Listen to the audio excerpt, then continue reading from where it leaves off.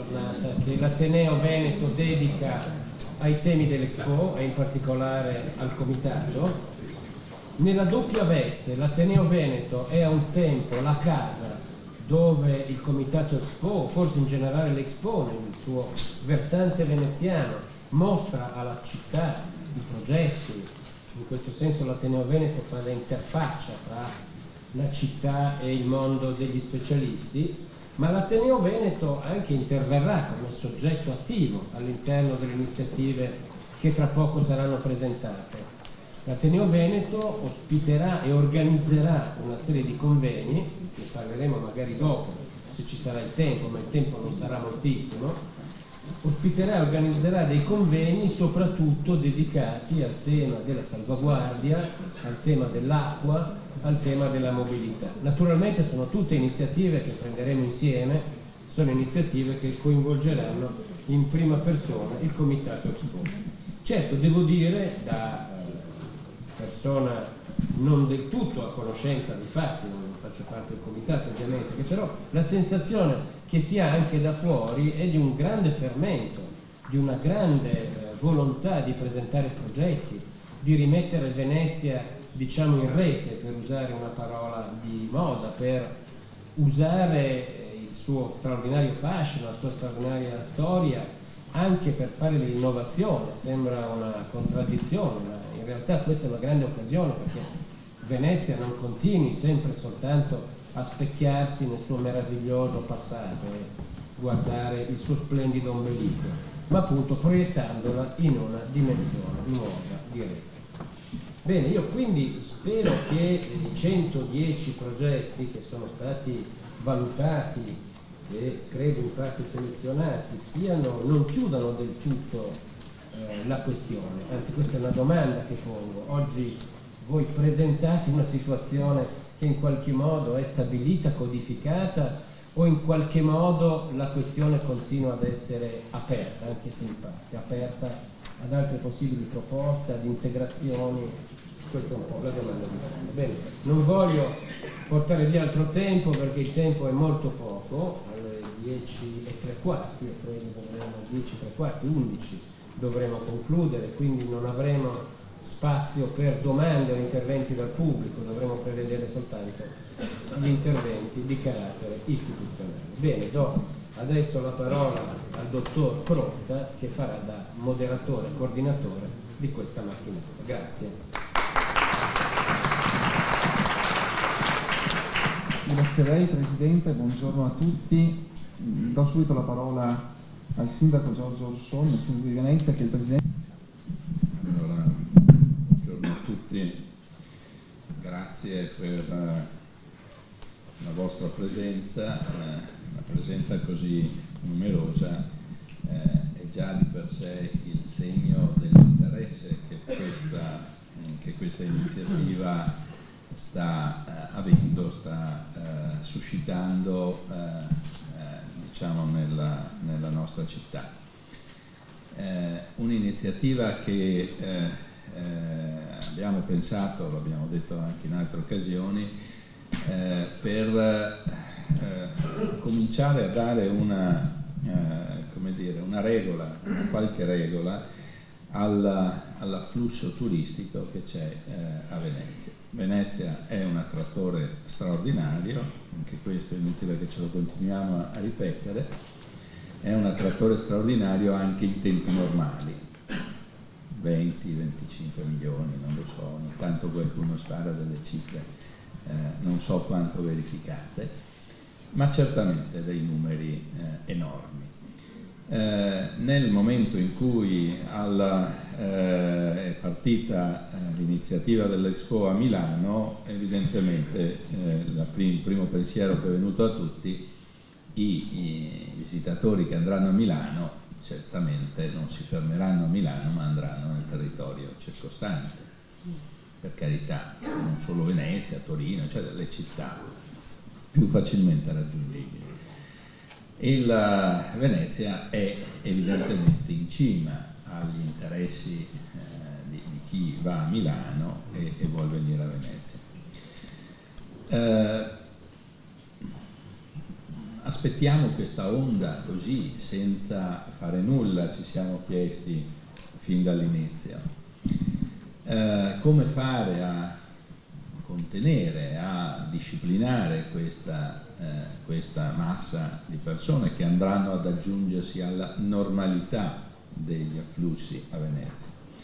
Ebbene, la sfida l'abbiamo raccolta insieme a Laura, che è stata il motore straordinario di tutta questa organizzazione, ma con tutti coloro che hanno affiancato il comitato. Io vi risparmierei l'elenco di tutte le persone che io ringrazio personalmente a nome della città, perché c'è stato un grande come dire, concorso di persone e di idee per realizzare questa cosa. E questa cosa è una cosa molto, molto semplice, molto banale, se vogliamo. Venezia è una perla straordinaria in un contesto però che non è il deserto. Venezia non è in mezzo al deserto, Venezia è quello che la cultura e tutto il suo interland, tutto quello che la contorna ha anche apportato a Venezia. Più volte diciamo che Venezia non è Venezia se non la guardiamo nell'insieme della sua laguna, ma anche questo forse è riduttivo, anzi certamente è riduttivo, perché Venezia è altino, visto che vedo qui la Silvia, è il litorale, è tutto il litorale che va da San Michele a Tagliamento giù fino alle foci del Po, è quella straordinaria ricchezza delle ville venete. Insomma, non voglio dilungarmi nel dirvi cose che voi tutti sapete. Ed allora il tema che veramente credo stia a cuore a tutti noi è quello di cercare di mettere in evidenza quali sono le altre eccellenze che questo territorio ci offre e ci ha regalato a noi che arriviamo dopo secoli di storia straordinaria. Ed allora disciplinare i flussi voleva dire creare degli hub, dei centri di attrazione dove il turismo che da Milano si diffonderà in tutta la nazione in qualche modo, ma soprattutto, come dicevamo, nei luoghi più vicini, disciplinare questo turismo. E così abbiamo cominciato a costruire delle iniziative che venissero anche dal basso, diciamo, nel senso che ci venissero offerte e stimolate dai vari territori, ai quali evidentemente vogliamo vada una forte ricaduta anche in termini economici di questo flusso turistico. È evidente che il turista pensa sempre vado a San Marco, vado in piazza, vado a vedere la Basilica, ma il compito nostro è quello di fargli capire come Venezia non è solo quella e si può percepire l'importanza e la bellezza della città anche andando in altri posti in aggiunta o anche esclusivamente in qualche modo per chi ha interessi diversi. Ecco, questo è il lavoro che è stato fatto. Ci siamo già incontrati una volta con una prima presentazione di massima. Oggi il lavoro si è affinato andando più nel particolare.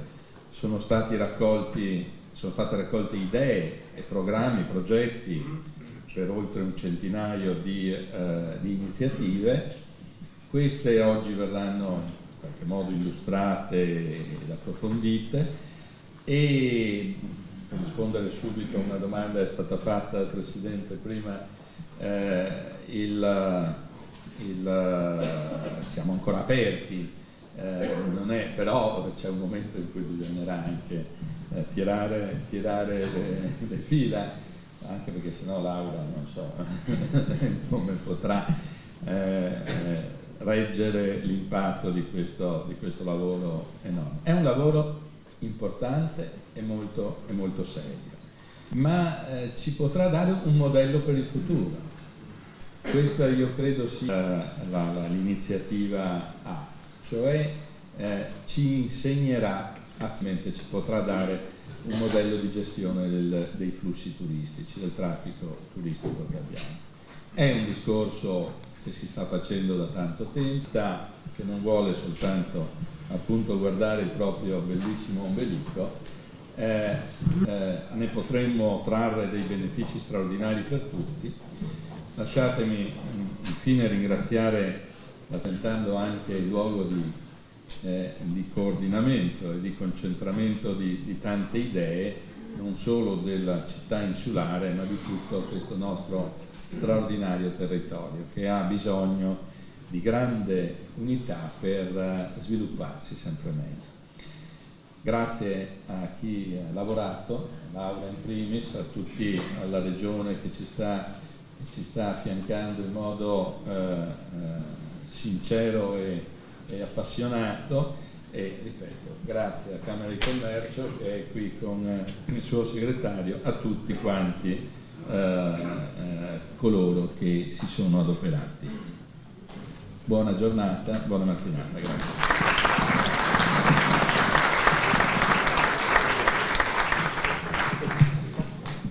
Grazie al professor Orsoni, tutti possano dialogare assieme cercando di fare veramente rete, una parola che sentiamo spesso utilizzare ma che poi concretamente la si vede poco fare. Questa è un'esperienza di lavoro in rete e credo che Laura Fincato, che è il presidente delegato del Comitato Expo di Venezia, ci possa dire molto rispetto a questa esperienza che si sta vivendo, anche in relazione appunto all'alto numero di progetti che sono arrivati, che nell'opuscolo che trovate nel fascicolo che vi è stato consegnato, li trovate anche classificati per temi. Il leitmotiv è sempre l'acqua, ma poi l'acqua trova varie declinazioni e tra le tante abbiamo scoperto che non si può abbinare l'enogastronomia, la cultura, il turismo, lo sviluppo strategico. E in questo contesto quindi l'intervento di Laura Fincato nello spiegare dove siamo arrivati e dove vorremmo arrivare, per poi entrare più nell'operatività con gli altri interventi. Dico perché per molti sarà la ripetizione di quanto hanno più volte sentito, facendo scorrere le immagini di questo filmato. Noi non lo vediamo, ma l'ho consegnato anche al sindaco il CD, in maniera da potervi far vedere per immagini quello che è il lavoro dei luoghi, dei territori, dei progetti, perché l'elencazione che c'è nel fascicolo è un'elencazione con i titoli e i protagonisti, i proponenti, però non può racchiudere la bellezza di quello che andremo a visitare in questo Expo di acqua di terra, di esperienza, di valori, di cultura e cultura che andiamo a realizzare. Ho incontrato tanti di voi nel corso di questi mesi, anzi nel corso dei 2 mesi che ci hanno separato dal primo appuntamento, ed altri li incontreremo perché il prossimo appuntamento, Sindaco, è per i primi di giugno, perché questo lavoro di approfondimento, questa fattibilità, questa realizzabilità deve essere messa nella logica della trasportistica, del collegamento e della comunicazione, perché il punto vero è far sapere che cosa quest'area vasta, quest'area metropolitana, questo progetto Venice to Expo 2015 va a realizzare, che cosa si vede di noi, della nostra storia, dei nostri tematismi, di quello che è stato costruito da altri ed è trasformato anche da noi e comunque vissuto e offerto in una visione e in una fruizione più ampia di quella del mordi e fuggi, tocca e in fondo adopera soltanto piccole parti di una grande e fortissima città. Quindi l'interpretazione di un territorio. Io ringrazio tutti quanti i sindaci che in nome e per conto del loro territorio stanno lavorando a fare sintesi. E mi dicono questi sindaci, molti sono qui presenti, al di là della loro appartenenza politica, nessuno ha mai chiesto niente di questo, che è una bellissima esperienza anche per loro, mettersi in relazione per preparare dei progetti di territorio, per qualificare, per ristimolare, in un momento che lo sappiamo tutti, è inutile che lo ripeta per intristirci, l'economia è quella che è, la fiducia nelle istituzioni è quella che è, quindi è un lavoro anche di recupero, di presenza e di credibilità istituzionale, per istituzioni intendo tutto, che è molto forte, molto sentita. E il fatto che ci sia Venezia, che si offre con questa esperienza ad una relazione, è una cosa entusiasmante per come viene recepito. Questo territorio è tutto un territorio veneziano, è tutto, e lo dicevi bene prima, un territorio, per territorio intendo le persone, le esperienze, la storia, la cultura, è tutto noi ed è tutto quell'Expo che vogliamo rappresentare. Abbiamo scelto questa chiave di interpretazione, in parte, ed è vero, quando è stato firmato il protocollo, per non essere vittime. Abbiamo subito dopo però rilanciato la palla. Non è semplicemente non vogliamo, cosa che magari invece altre città desiderano, come Torino, avere un numero in più di visitatori e di turisti. Vogliamo, senza offesa, ma qualificare, acculturare questo turismo, mostrare quell'altra Venezia che è tutta bella e tutta da vedere e che non implica che poi non si arrivi a Piazza San Marco o a Viale, implica un percorso, una vivibilità di parti diverse di quest'area che è interpretata dall'acqua. Ecco perché siamo arrivati con la relazione dell'acqua ad andare un po' distante. Siamo andati a Ravenna, perché Ravenna ha chiesto di interpretare acqua e mosaico nel suo percorso e abbiamo chiamato queste la via delle relazioni. Ci sono gli amici di Mantova che hanno proposto un percorso, ci sono addirittura le donne della Remiera della Giudecca, so che sono di parte quando dico questo, però che hanno proposto un viaggio in Caudina addirittura da Locarno fino a Venezia, o da Venezia a Locarno, dipende dalle condizioni. C'è la relazione in costruzione con Trieste attraverso tutto un percorso di litorali, di spiagge.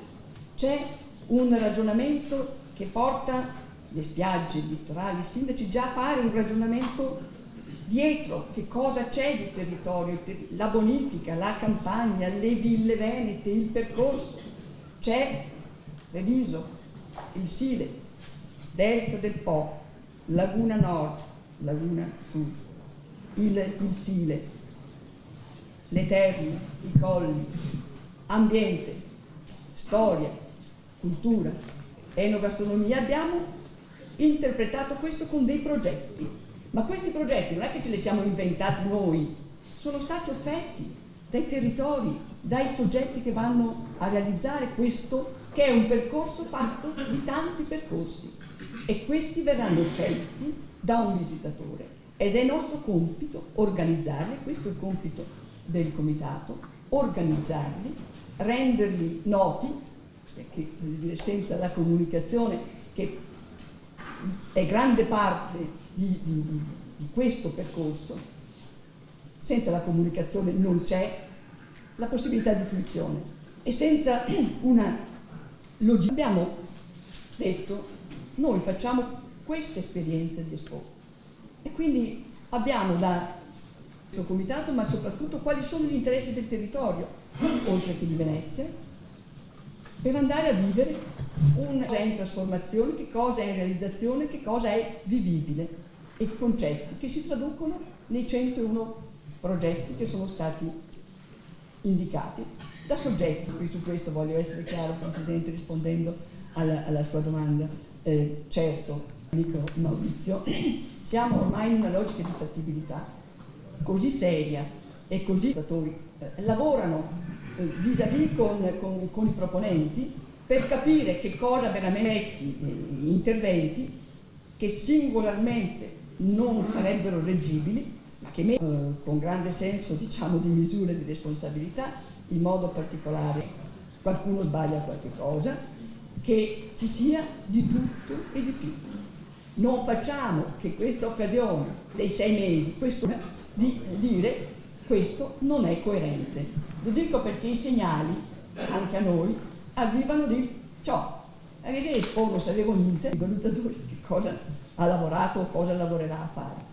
E dobbiamo anche essere in grado di permette anche di controllori dei progetti, perché altrimenti sotto questo nostro logo registrato, tutti, come dicevo prima, la moneta cattiva scaccia quella buona e non va assolutamente bene. Quindi io dedicata all'Expo. Dico sempre con l'orgoglio che rappresenta il lavoro di tanti. Noi dal 2010, quando abbiamo chiuso l'esperienza di Shanghai, che stiamo lavorando per fare questo Venezia per Expo 2015. Siamo l'unico esempio, non soltanto nella regione, in Italia, che stiamo lavorando seriamente, perché sarebbe esattamente il contrario di tutto quanto il territorio che abbiamo chiamato quello delle acque, il bacino delle acque. Abbiamo dato un'interpretazione di visita, visibilità e visita, quindi è una capacità di collegare, una capacità di far emergere, e non ci può stare il tutto, non ci può stare il tutto, almeno per quel che riguarda la nostra scelta. Mi auguro che ci sia la possibilità, ringraziando per tutta quanta la collaborazione e ringraziando è stato il nostro metodo di lavoro. Quindi non possiamo disperdere questa, diciamo, credibilità e questo contributo per l'Expo. Nello stesso tempo ancora rivendichiamo un lavoro di serietà anche chiudere del 2015, sapendo che quello che facciamo proprio per questo, attraverso questa occasione.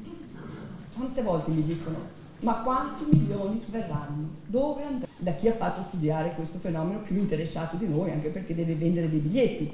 Le aziende, io cito quelle del Comune di Venezia, perché in modo particolare il rapporto acqua-terra è, da un punto di vista logistico, i punti di arrivo, poi dirà, la possibilità di pensare a una gestione diversa di flussi, a un arrivo diverso, a una visitazione di territori diversi, di parti diverse della città, di fruizione diverse delle grandi occasioni. A nessuno sfugge. Nessuno sfugge che la Biennale, che apre in contemporanea, ha, diciamo, avuto una visitazione di 450.000 persone, se non vado errato. Insomma, dato il montare, voglio dire, di questa realtà, il 500.000 ce lo aspettiamo. Quindi ci sono già dei dati incontrovertibili su quello che sarà un tipo di afflusso rispetto a quello che è previsto per le ragioni proprie della visita alla città di Venezia.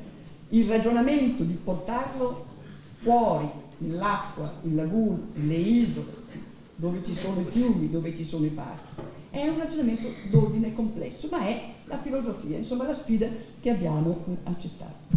Quindi è un lavoro che non finisce, ma è un lavoro virtuoso, se non altro per quello che sta ingenerando di capacità di parlarsi tra soggetti diversi, di capacità di interpretare in senso ampio il territorio e di capacità da parte di Venezia di interpretare il suo ruolo di città metropolitana, di faro di luce, di brand, come questo è il termine commerciale, sindaco, però adoperiamo anche questo, perché è utile, perché l'economia del territorio ha bisogno che questa luce si sposti, questo faro illumini parti diverse, soggetti diversi. Quindi è un'operazione di rivitalizzazione che stiamo offrendo, è un metodo di lavoro che stiamo offrendo, e i contenuti ci sono offerti dagli altri, perché sono contenuti reali, sono contenuti dei luoghi, sono i contenuti dell'arte, sono i contenuti della storia,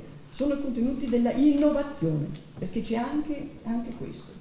Il percorso quindi non è un percorso ideale, non è soltanto un percorso di web, è un percorso reale che va ad essere realizzato, e nel momento in cui viene realizzato rende possibile una vita anche diversa dei territori che vengono.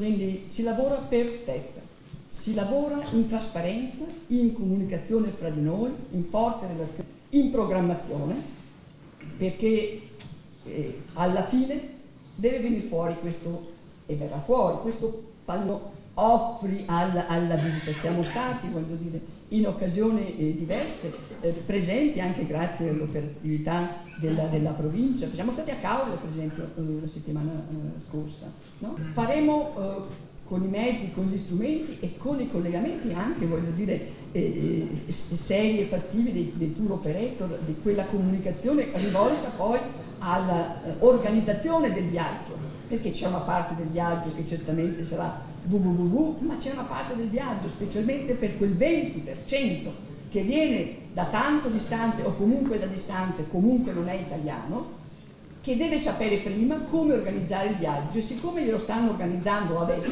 dobbiamo fargli sapere adesso che cosa di quel viaggio per Expo offriamo, e quanto più offriremo Expo, tanto più quel viaggio sarà un viaggio preparato e interessato e anche giustificato culturalmente per quel target che intende venire a Milano, magari entrando direttamente da Venezia. Quindi è un lavoro che non è finito, non solo nel senso dell'accettazione di altre esperienze, nel senso dell'approfondimento, della fattibilità, del collegamento con quelli che sono gli impegni anche della regione. Io la butto lì, voglio dire, così, e poi Maurizio magari anche risponde, non tanto per scaricare patata bollente a lui, ma semplicemente perché pensando, voglio dire, ad un ruolo di serio coordinamento, evidentemente anche per la comunicazione, questo è un compito che spetta anche alla regione, soprattutto alla regione che è la più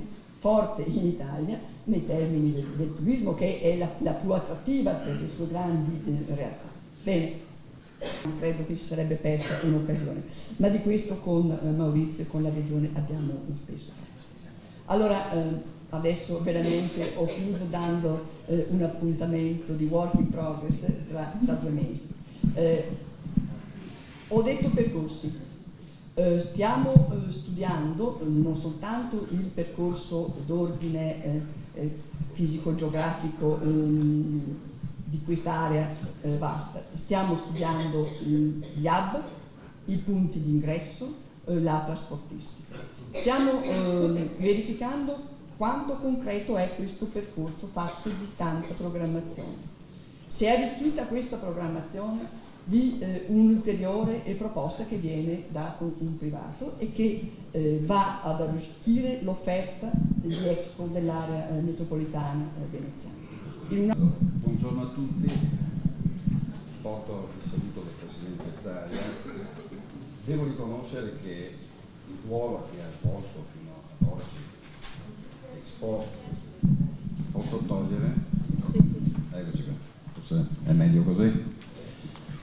Dico, il ruolo che ha svolto fino ad oggi l'Expo Venice è stato un ruolo d'esempio per il nostro territorio e la programmazione che oggi andrà a rappresentare in maniera concreta e evidente è una programmazione che parte da lontano, che ha avviato un percorso di collegamento col territorio, percorso che la Regione stessa vuole replicare nel contesto regionale. Un esempio positivo, fondamentale, per cogliere l'opportunità che Expo rappresenta. Io è da 2 mesi che mi occupo di Expo.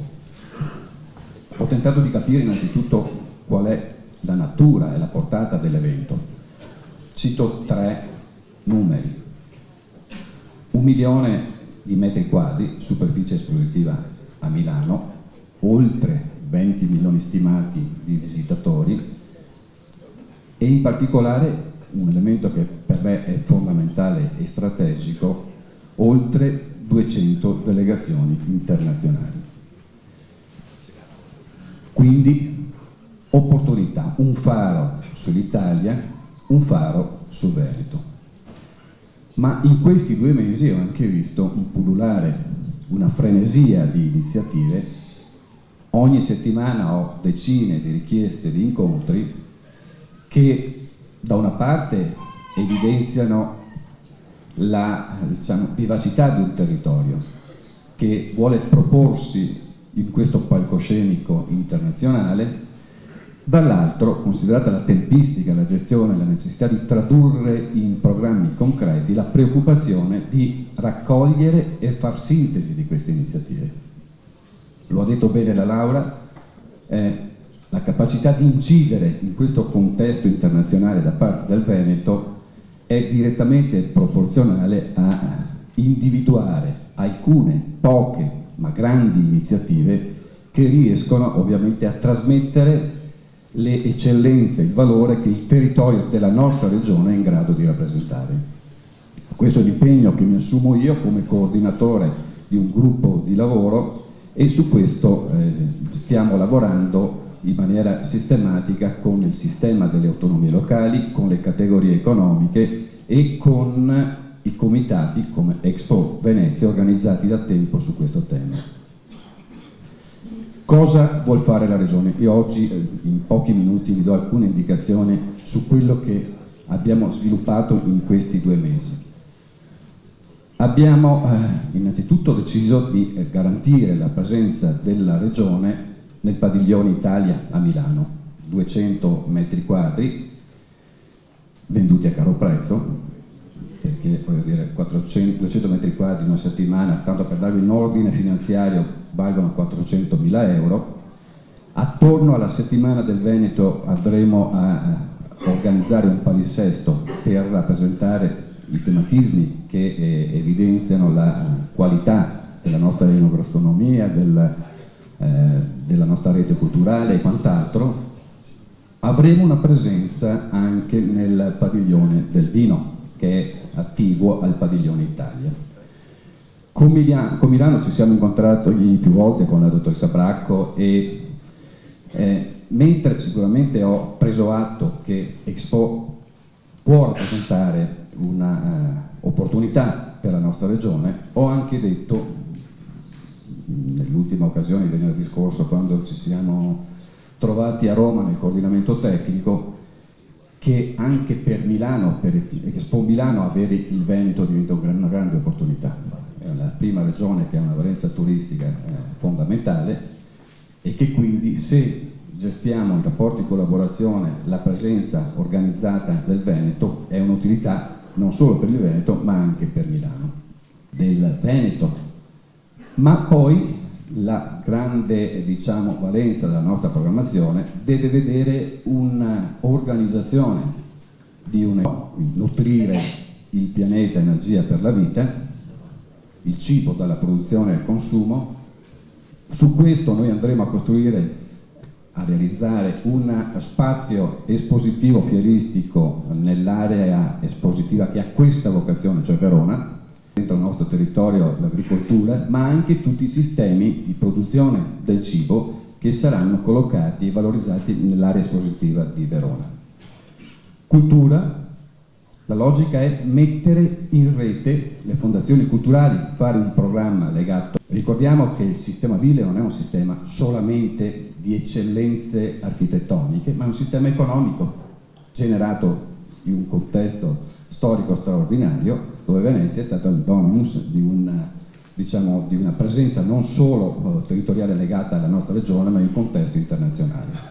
Su questo tema, e qui mi lega l'impegno anche al sindaco Orsoni, vediamo in una villa di proprietà della regione, Villa Contarini, uno spazio attrezzato permanente dal punto di vista dell'allestimento di una mostra interattiva significativa, ma anche un veicolo per la promozione turistica sul territorio. Con le associazioni dei proprietari di ville stiamo lavorando per questo.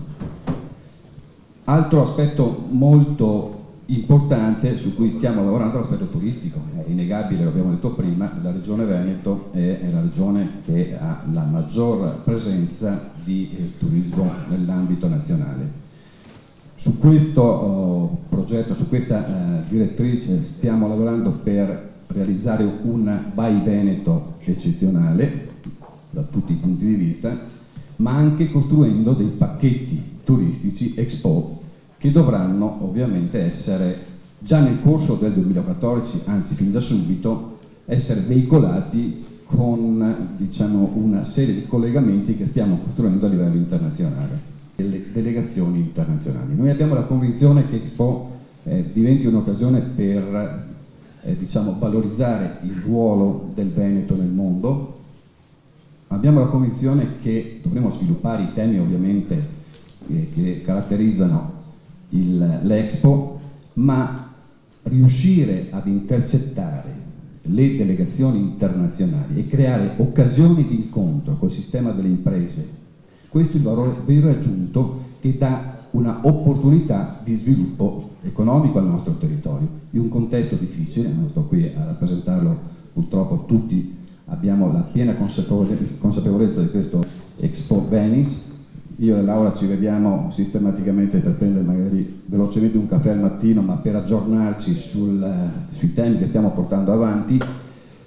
Il programma della Regione deve essere tradotto in atti amministrativi, così funziona nelle pubbliche amministrazioni. Abbiamo già adottato una delibera che ha costituito una cabina di regia, un gruppo di lavoro.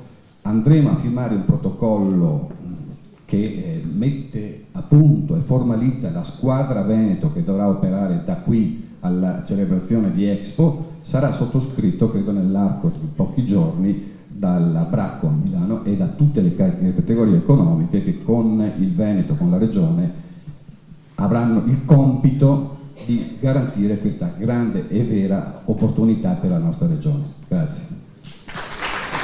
Parola al dottor Francesco Sbetti per l'illustrazione, per i grandi linee dei progetti.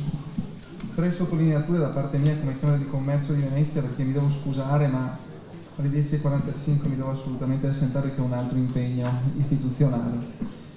3 sottolineature sono queste.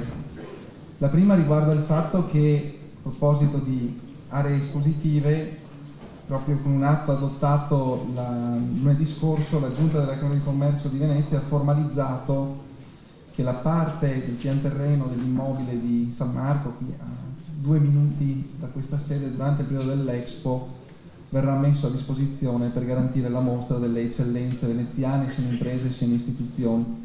Non è uno spazio grandissimo, ma è molto significativo perché una delle aree che vengono messe a disposizione è l'ex Borsa Valori di Venezia, quindi è anche un richiamo alle radici storiche di questa città da un punto di vista economico.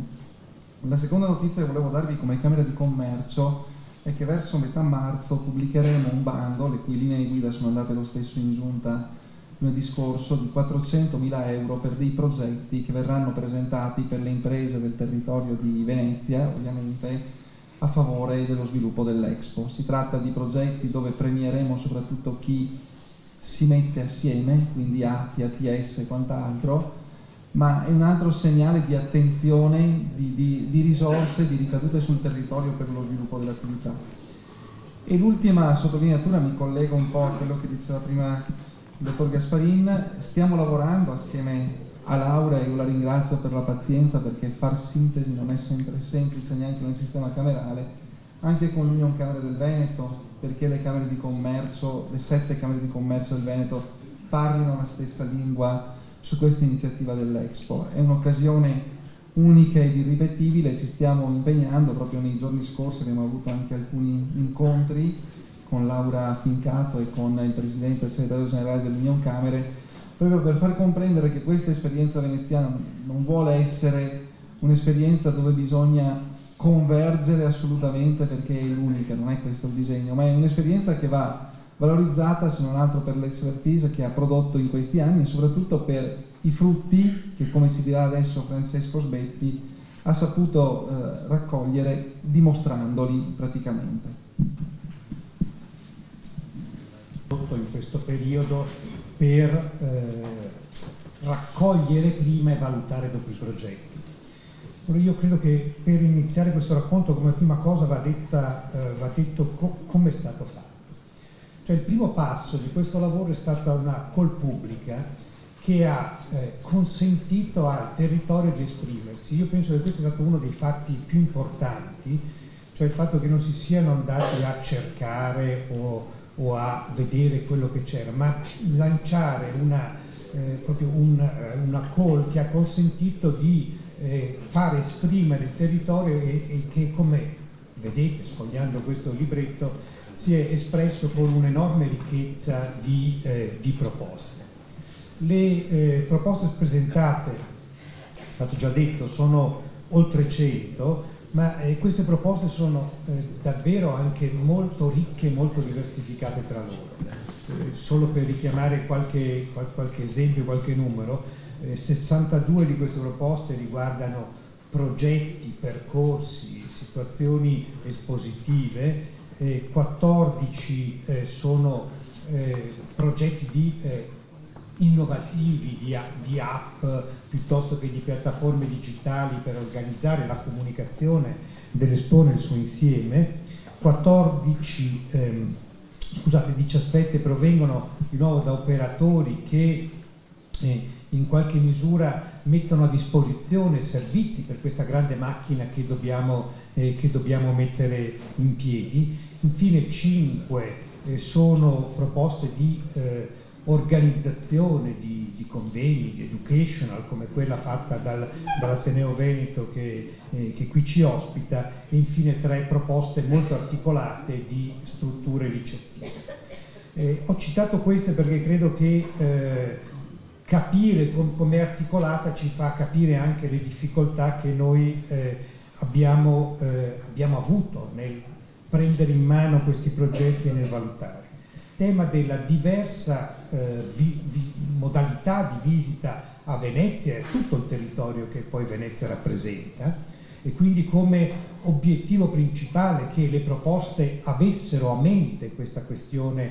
assolutamente rilevante di proposta di territori, di luoghi, di eventi, è stato quello di considerare il tema che ci è stato dato, l'acqua come tema guida della declinazione veneziana dell'Expo di Milano, un tema guida che per noi ha significato considerare globalmente tutte le caratterizzazioni che l'acqua assume in questo territorio, che significa mare, fiumi, ma significa anche acque calde, acque pericolose in alcuni casi, cioè quindi l'acqua è un elemento importantissimo di orizzonte di guida nella valutazione.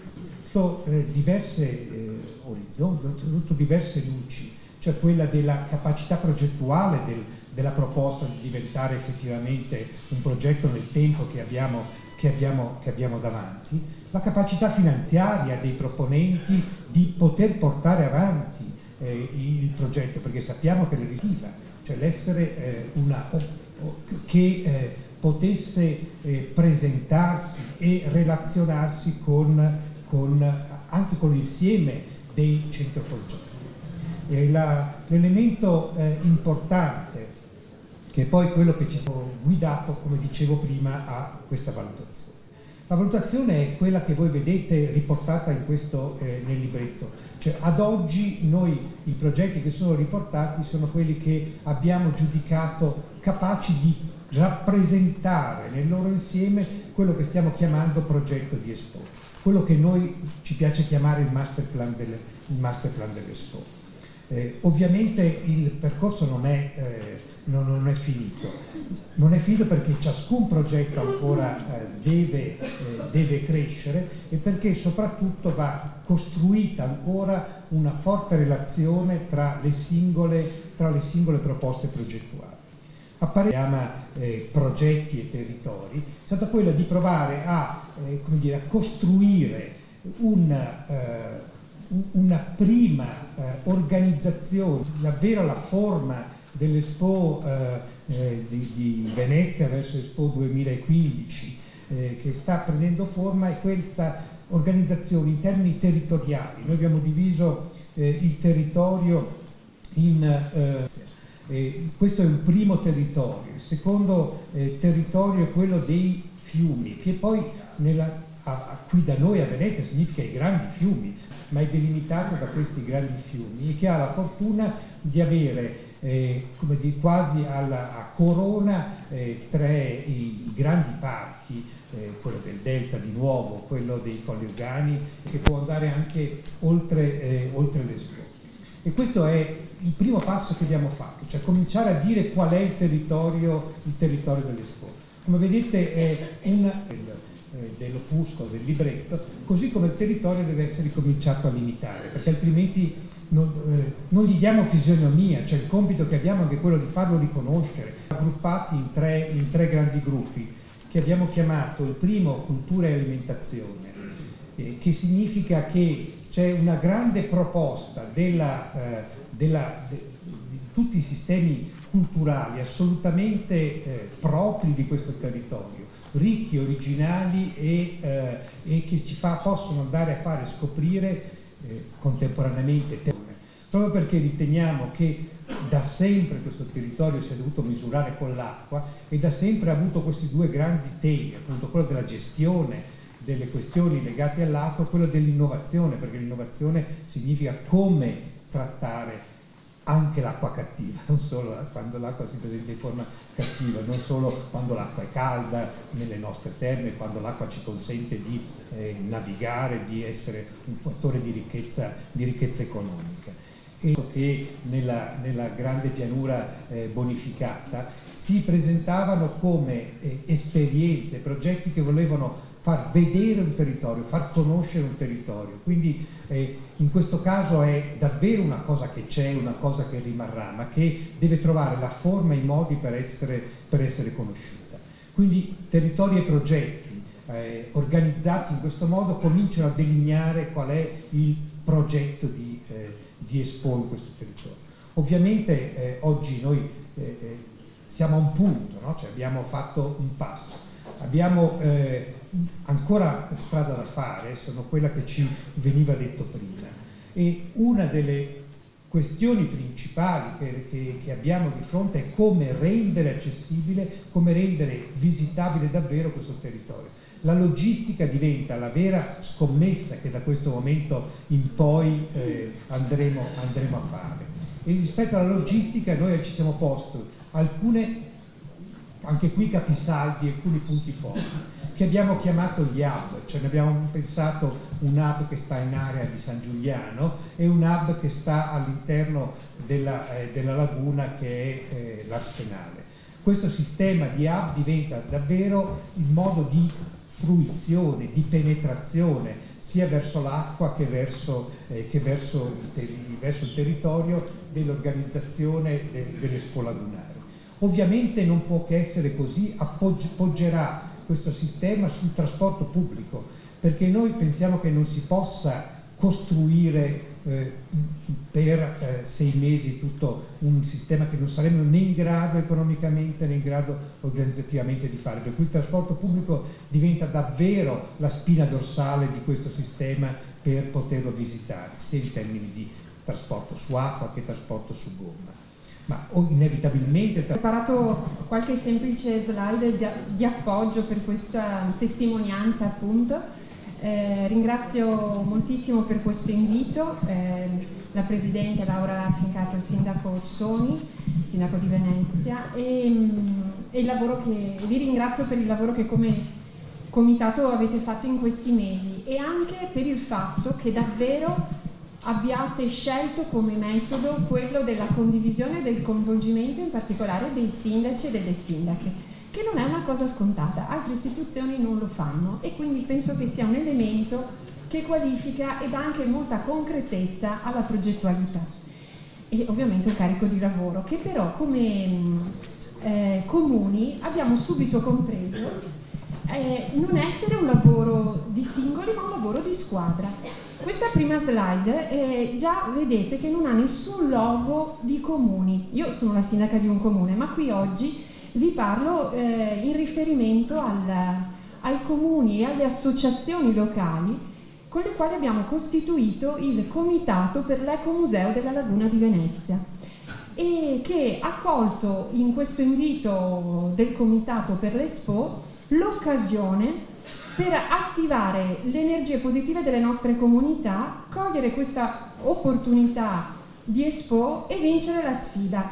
Ma la sfida della competizione globale, della costruzione di prodotti turistici integrati, eccetera, ma è anche la sfida di costruire la città metropolitana. Il logo che manca qui è un logo di un qualcosa che vogliamo costruire e in qualche misura, appunto, come è già stato detto, questo percorso già lo prefigura, superando in maniera, come diceva anche prima Laura Fincato, in maniera molto pragmatica tutte le differenze di bandiera e andando tutti compatti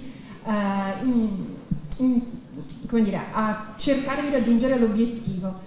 E quindi questa davvero è, secondo me, una piccola rivoluzione. E anche l'altra rivoluzione è che, non essendoci soldi, questo obiettivo di rete è davvero orientato a costruire qualcosa che si possa reggere sulle proprie gambe anche dopo il 2015.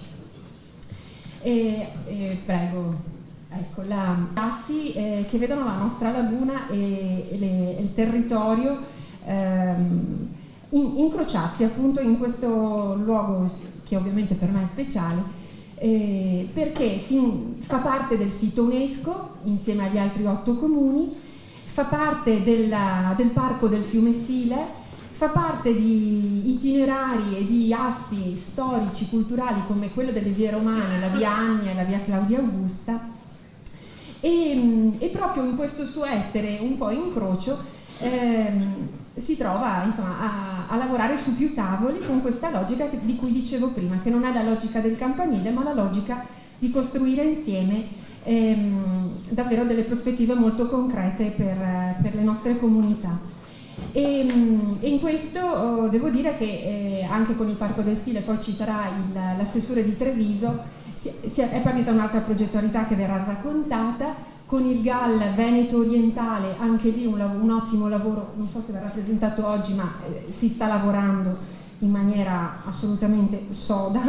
E ringrazio anche il comitato di pilotaggio del sito UNESCO che ha coordinato anche questo dall'urbanistica di Venezia, con delle persone molto dedicate, dal quale insomma è poi nato come primo frutto il nostro comitato per l'ecomuseo, qualità degli operatori e la sostenibilità da tutti i punti di vista, no? Economico, sociale e ambientale. Ecco, questo è il colpo d'oro. Tante cose sono già state dette, quindi devo solo ringraziare tutti gli attori presenti al tavolo e abbandonato i tavoli, il dottor Gasparin, ma anche Camera di Commercio, che hanno cominciato un lungo percorso con noi. Io sono sindaco di Dolo, ma sono in questo momento presidente pro tempore di un'unione di comuni, città della Riviera del Brenta. Siamo qui infatti tutti i sindaci, Dolo, Fiesso d'Artico, Fossò e Campagna Lupia, in ordine di ingresso proprio all'unione. Allora, noi dobbiamo ringraziare intanto il comitato, perché veramente l'onorevole Fincato sta macinando chilometri a visitare i territori ed è stata da noi una giornata intera, è veramente stata una giornata molto intensa, ma spero abbia colto lo spirito che vorrei anche trasmettere a voi in poche parole. Allora, noi abbiamo creato un progetto che però parte da molto lontano, parte da 2 anni fa, con una collaborazione con Camera di Commercio, un cofinanziamento per una guida turistica che si è trasformata in app in 7 lingue, e stiamo lavorando col Centro Studi Riviera del Brenta e con Ca' Foscari, e quindi è un progetto in evoluzione. Noi è come fossimo entrati in autostrada, incontriamo un casello che si chiama Expo, facciamo benzina e partiamo con una spinta propulsiva ancora maggiore. Quindi questo è il senso del nostro lavoro. Abbiamo preso alla lettera il tema che ci ha dato per casa l'onorevole Fincato, che è cultura e cultura, e ci siamo contestualizzati su un territorio che di fatto cos'è la Riviera del Brenta se non le aziende agricole. Le ville sono le aziende agricole della Serenissima, e su questo abbiamo lavorato. Siamo un territorio vasto, non ci limitiamo solo ai 4 comuni dell'Unione, ma abbiamo tentato di coinvolgere tutti e 10 comuni della Riviera del Brenta, e ci siamo anche riusciti, perché anche stamattina qui ci sono altri comuni come il comune di Vigonovo che partecipa al progetto. E siamo andati per tematismi, ci abbiamo voluto lasciare i campanili, non vogliamo parlare di singoli paesi, parliamo di un territorio che si propone con dei tematismi interessanti. I giardini, la rosa antica ritorna in villa, e stiamo lavorando con la soprintendenza, perché anche l'architetto Raldo, devo dire, l'architetto Codello si sono subito entusiasmati. Stiamo lavorando su un altro tematismo che è il ritorno degli agrumi in villa. Vi dico solo questo, io non lo sapevo, perché confesso la mia ignoranza, nonostante io abiti in Riviera. La Serenissima dal 600 all'800 è stato il massimo produttore di agrumi per la Serenissima ed era forte concorrente della Riviera del Garda. Esistevano 49 essenze di agrume e ogni villa aveva la sua specialità, quindi pensate cosa c'è dietro. Stiamo grattando, stiamo scoprendo delle cose straordinarie. Io vi voglio lasciare con una sensazione, perché noi dobbiamo regalare un'emozione poi alla fine. Questo sarà quello che noi dobbiamo lasciare. E allora ieri sono venuta a trovarci, sono venuta a trovare nei sindaci 2 emittenti televisive nazionali importanti che vogliono preparare dei documentari per la Riviera del Brenta in tutte le 4 stagioni. Andranno in onda ogni mese una domenica in fascia oraria dalle 12 all'1 e sono dei documentari proprio sul territorio, tutto il territorio vasto, quindi vi ripeto, noi non parliamo di comuni, parliamo di territori, dalla Brenta alle valli, perché questo è il progetto, le delizie della Brenta, si chiama così il nostro progetto, dal Naviglio Brenta alle valli da pesca, quindi prende tutto il territorio.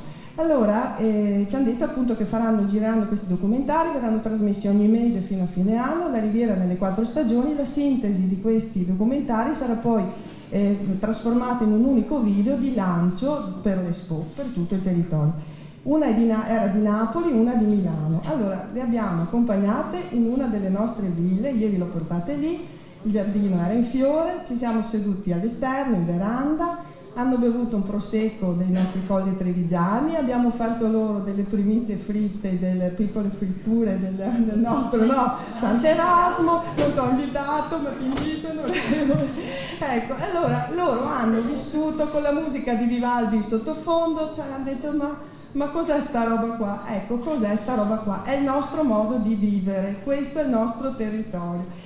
E a loro ho raccontato una storia che racconto anche a voi. Io avevo 13, fino alla mia età io ho la veneranda età di 52 anni, però fino a 13 e abito a 100 metri da Villa Velluti e Villa Tito, quindi penso nomi che evocano storie importanti.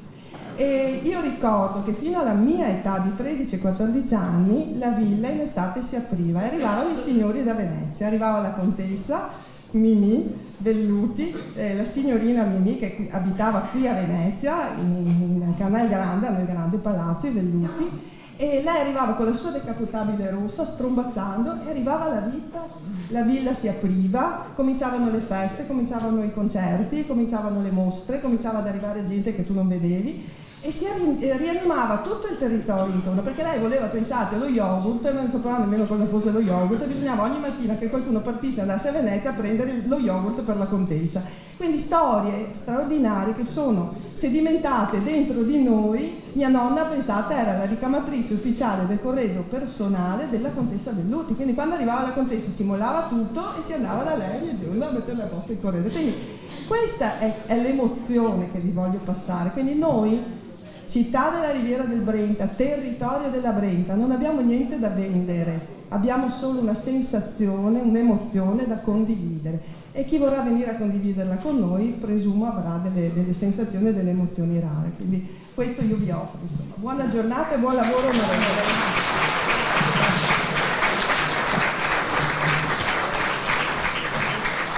Di Milano, ma a nome dei comuni del Milanese, e quindi io ci tengo a citarli, ma non solo comuni poi, perché abbiamo anche altri partner che sono qui presenti. Oggi abbiamo anche l'assessore di Salzano, ma abbiamo appunto il comune di Milano, il comune di Spinea, il comune di Scorzè, il comune di Salzano che ho già citato, il comune di Martellago e i 7 comuni del Milanese, l'emozione mi coglie impreparata, Noale e Santa Maria di Sala. Il centro è il comune di Milano, perché è sempre stato un po' per storia così il luogo attrattivo. Noi che cosa abbiamo in comune? Noi abbiamo tanti eventi e tante manifestazioni che sono già, da tempo coordinate dalle nostre Pro Loco, per cui il partner fondamentale anche di questo progetto è l'UMPLI della provincia di Venezia, ha partecipato al gruppo di lavoro il presidente, la Conf Esercenti, la Conf Commercio, le organizzazioni territoriali della CIA, e poi abbiamo voluto riunire anche la CNA, la Conf Artigianato.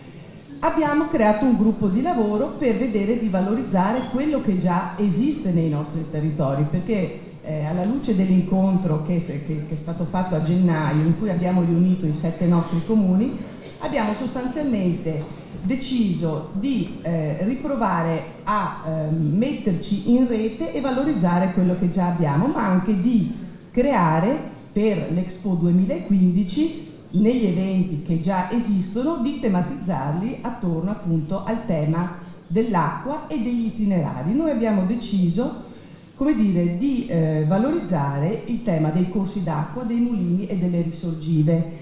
E da anni utilizziamo comunque questo marchio di avere i Tiepolo nei nostri territori. Ci sono le residenze dei Tiepolo e la terra dei Tiepolo è un marchio che già, anche con la collaborazizione della provincia di Venezia, il nostro territorio utilizza per tanti eventi di carattere culturale e gastronomico.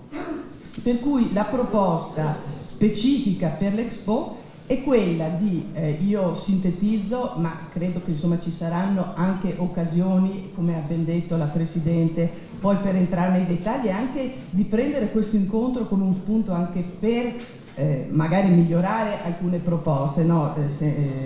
L'obiettivo è quello che la rete aiuti anche i nostri territori ad apprendere da chi come Venezia, insomma, ormai ha il brand Venezia e come vendersi in tutto il mondo, insomma, credo che noi abbiamo, no, da imparare. Ecco. Ringrazio il comitato Expo to Venice 2015 perché credo che la scelta di coinvolgere i territori all'interno di questo palinsesto, di questo master plan che stanno elaborando e che abbiamo visto oggi essere molto interessante, è una scelta vincente, perché credo che il territorio mai come adesso ha bisogno anche di provocazioni e di essere sostenuto nel suo cammino verso un rinnovarsi e verso una proposta che sia all'altezza della situazione.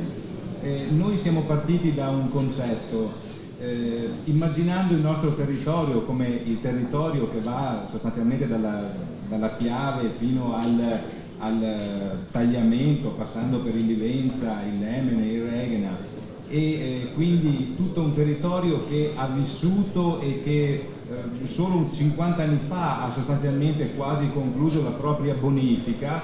L'abbiamo immaginato come un territorio che con l'acqua ha sempre avuto un rapporto importante, un rapporto significativo. Il mare e quindi con Venezia è secondo noi l'elemento che abbiamo preso come riferimento e come fulcro, diciamo, del nostro progetto. Un sistema quindi di comunicazioni attraverso canali, attraverso i fiumi, che mette in relazione l'entroterra con Venezia. Richiamo internazionale come dovrebbe avere, perché è un ramo della riviera del Brenta, del Canal Grande, è una propagine laguna e da sempre ha delle perle di monumenti e paesaggi importanti. Ecco, noi abbiamo proposto 3 iniziative. Il Naviglio del Brenta è storicamente, come tutti sanno, era la via d'acqua che legava il territorio alla città insulare e stiamo lavorando con i concessionari dei servizi di navigazione per proporre un prolungamento dalle Zatre, quindi da poter arrivare da Venezia direttamente a Malcontenta, Oriagole, e ci sono anche naturalmente alberghi e ristoranti. In questo modo vogliamo avere uno scambio, diciamo, in doppio senso, nel senso di attirare i pomeriggi alla sera turisti da Venezia e invece i turisti che risiedono nell'ambito mirese per poterli portare invece a Venezia la mattina. Ecco, stiamo lavorando su questo progetto e abbiamo Lilla Tito, quindi adesso vivo a Treviso e faccio l'assessore, quindi vivo anche questa condizione molto strana e anche molto interessante di essere in qualche maniera appartenente a 2 vie d'acqua, quella della Riviera del Brenta, dove ho vissuto molto tempo, e quella dell'Aste del Sile, sulla quale invece mi trovo in questo momento. Io sarò brevissimo raccogliendo l'invito alla sintesi dell'onorevole Fincato, che ringrazio per essere qui dopo tanti anni di università che abbiamo trascorso. mi pare che l'Expo sia per noi almeno un grande catalizzatore e acceleratore per portare a compimento ciò che stiamo già facendo, e cioè quella di ultimare l'organizzazione di alcune cose che sono già in atto e che sono veramente quelle sulle quali dobbiamo puntare per essere competitivi dentro una grande vicenda che è quella Expo Milano, ma anche Expo Venezia. Vogliamo attrarre, vogliamo portare, vogliamo non solo farci conoscere ma anche produrre economia. Quello che proponiamo ha un nome, ma poi non entro nel merito e nello specifico del progetto, ma è solamente per dare un'indicazione. Un prodotto turistico che è oasi d'acqua e di sapori e che ha soprattutto l'interesse e la capacità di mettere insieme come entità capofila il Comune di Treviso e l'ente parco del Sile, al quale si aggiungono, e credo che questo sia un grande risultato sia dal punto di vista organizzativo, dal punto di vista amministrativo, ma anche per coagulare zone, persone, idee che non si erano molto parlate nel passato. Metti insieme Treviso, Quarto d'Altino, Roncade, Casale sul Sile, Silea, Casier, Quinto, Istrana, Morgano, Vedelago e Piombino. E in realtà ho trovato tantissimi argomenti in comune con Venezia. Mantova, per chi non lo sapesse, è una città nata dall'acqua, quindi già questo primo elemento ci unisce. Poi è un territorio attraversato da 5 fiumi e anche qui troviamo degli elementi in comune. È una città UNESCO, confermiamo tutto quello che è stato detto. Abbiamo delle eccellenze del settore agroalimentare e enogastronomico, per cui quando ho letto questo comitato di Venezia, che Venezia ha fatto per l'Expo, ho pensato che non potevamo esimerci dal contattarlo e abbiamo subito trovato nell'onorevole Fincato un'apertura che mi sembra straordinaria, perché in realtà noi tra l'altro siamo che ci collega e un canale sempre navigabile, per cui abbiamo anche delle relazioni di tipo, come dire, commerciale molto forti. Noi siamo una provincia lombarda, ma siamo fiancheggiati dal Veneto e dall'Emilia, siamo contornati da 8 province e quindi siamo lì, un piccolo comune, una provincia abbastanza importante perché abbiamo il 20% del prodotto agricolo della Lombardia e quindi abbiamo 1.400.000 maiali che sono un animale storico significativo e importante, quindi abbiamo tantissime cose che possiamo dire. Rispetto a quanto avevamo presentato a novembre c'è stata un'evoluzione del progetto, una evoluzione perché sono successi alcuni fatti di una certa importanza che sono maturati appunto negli ultimi tempi. In particolare è una maggiore vicinanza tra i due parchi del Delta del Po, quello Veneto e quello Emiliano-Romagnolo, in particolare per quanto riguarda la candidatura UNESCO del territorio rettizio a riserva della biosfera, un po' più ampia rispetto a quella precedente. Devo dire che il progetto, oltre all'aspetto della navigazione, tocca anche altri punti, altri percorsi tematici per la visita Comacchio fino al Delta del Po. Ma l'aspetto secondo me caratterizzante è proprio quello della navigazione. La navigazione del Delta del Po è molto interessante, l'abbiamo collegata con il sistema di navigazione ferrarese e con quello della Laguna Veneta e quindi del litorale.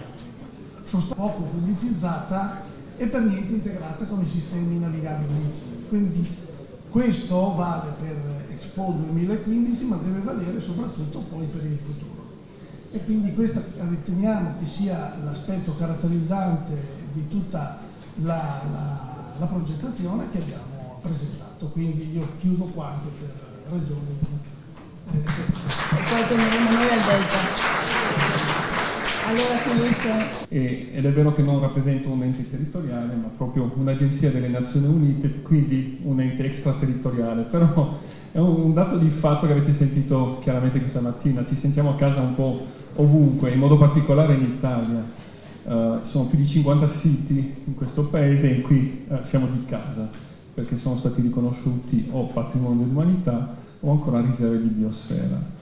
E attorno al progetto che avete esposto questa mattina ce ne sono parecchi di questi siti, quasi ovunque, e ci fa molto piacere constatare che questo vostro progetto mette a sistema, in rete, proprio tutte queste realtà. Venezia, per cominciare, la laguna, Ite delle Poche, a breve diventerà riserva di biosfera, poi avete sentito parlare di Ravenna, di Ferrara, c'è Verona, Padova, Vicenza, le ville palladiane, insomma, potremmo, per quanto ci riguarda, andare anche fino alle Dolomiti, però ho visto l'onorevole preoccupata di questa area vasta che si amplia ogni giorno che passa.